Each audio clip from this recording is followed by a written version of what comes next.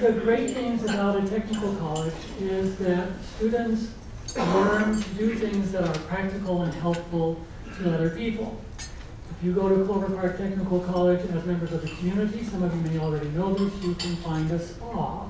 You can have a facial done by the students. You can have your hair cut by the students. You can have your automobile serviced by students. You might even be able to have a refrigerator or some kind of machinery repaired or looked at by students. Isn't that wonderful? That's what the students are learning to do. Earlier, we were talking about students being where they want to be. Our students are at Clover Park Technical College because they want to do those kinds of things for the community, for people like ourselves, like yourself. However, there's one area in which until now our students have not had an opportunity to actually go outside the classroom and serve people. That is, believe it or not, public speaking. Last quarter, which was in December, for the first time, we gave our students a chance to visit a local club and apply their craft, be public speakers. It happened to be Lakewood United, which we'll hear about a little bit later in the context of a challenge to you.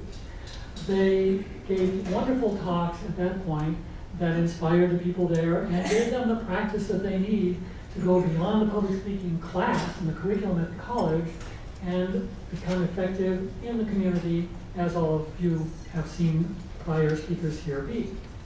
It's a great pleasure to introduce these four fine students. You have on your tables information about them. You can see what their courses of study are at Clover Park. You even have their email addresses. And for three of the four of them, you have a personal motto that they provided when they started our public speaking class back in January. I can't tell you how proud I am of them to be doing something like this that none of them has done before, to meet all of you whom they've never met before in a place most of them have never been before, for an occasion that they have been unfamiliar with. And yet they're going to make this a very interesting experience for you. Yes, ma'am? Don't you have any men public speakers? The question was, don't we have any male public speakers? We do. I will explain why these people were chosen. At the beginning of the quarter, we do a number of graded speeches and ungraded speeches. When we did the first graded speeches, we have lots of fine speakers. I looked at the scores that the students achieved on their first speech, and it just so happened that the top people were women. Of course. Perhaps no surprise. In fact, that's a great segue into our first speaker, who is Mary Lineberger. You'll find that her topic relates to exactly what you're talking about. Turn it over now to Mary Lineberger.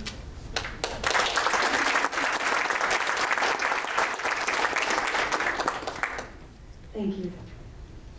I brought with me as well this very handsome man, who I'm honored to say is my boyfriend, to help with some visuals that I brought with me today, for you guys today.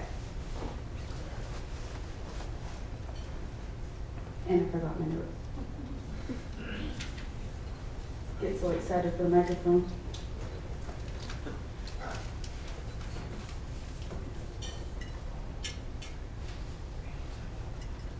People working with computers. What is the first thing that you think of?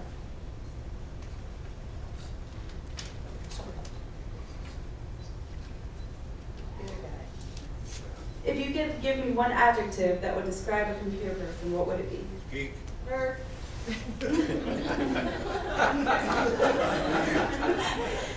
The person located at the bottom left, who is that? Maryland.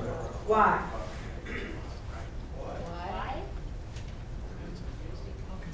Because it's there. Typically because of the beauty mark. Everybody will automatically assume that the beauty mark would be Marilyn Monroe.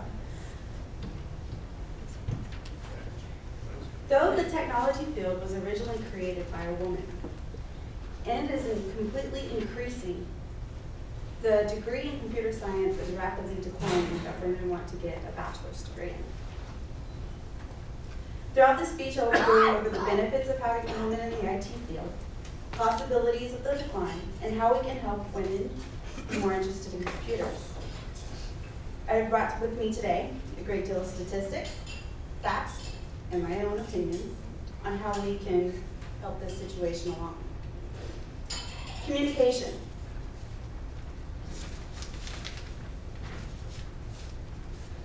Women are phenomenal communicators. We call it the gift of gab. This is also the only industry that is male-dominated that women will receive equal pay. There is a huge social stigma. I want to call it a different word. There is a huge social stigma when it comes to computers. You all have said it. Geek, nerd, guy. If we could change the face of computers and make it more appealing towards women, more women would have the opportunity to be able to bring their creativity and their knowledge base and the ability to communicate with others. Women are typically seen as teachers, cosmetology, nursing, or beautiful models. Men are always displayed as firemen, construction workers, mechanical, or tough, smart guys. You don't see the typical smart, beautiful computer person, woman.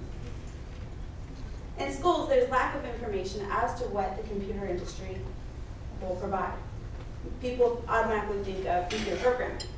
Well, there is programming. There's networking, hardware, engineering, and even technical support.